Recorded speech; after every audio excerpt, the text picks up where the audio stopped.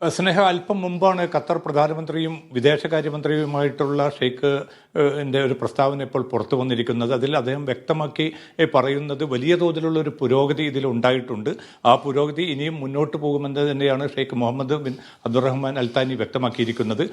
വളരെ വിശദമായിട്ടുള്ള ഒരു അഭിമുഖമാണ് അദ്ദേഹം ഇപ്പോൾ മാധ്യമങ്ങൾക്ക് നൽകിയിരിക്കുന്നത്. അതിലും ഇക്കാര്യം തന്നെയാണ് അടിവരയിട്ട് പറയുന്നത്. പക്ഷേ ഏതെങ്കിലും ഒരു വിഭാഗത്തിന് മുകളിൽ ആധിപത്യം പുലർത്താനോ അവരോട് നിർബന്ധിതമായിട്ട് ഈ കരാർ സ്വീകരിക്കണമെന്ന് പറയാൻ തങ്ങൾ ആളില്ല.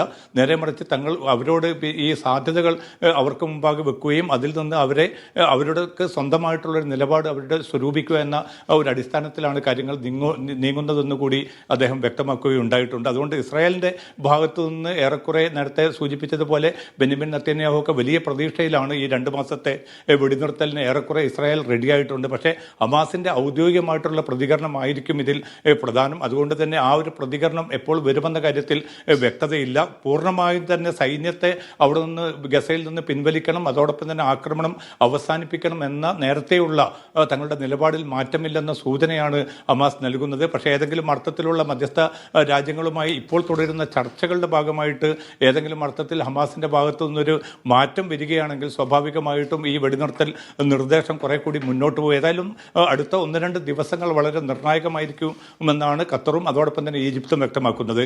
സ്നേഹ.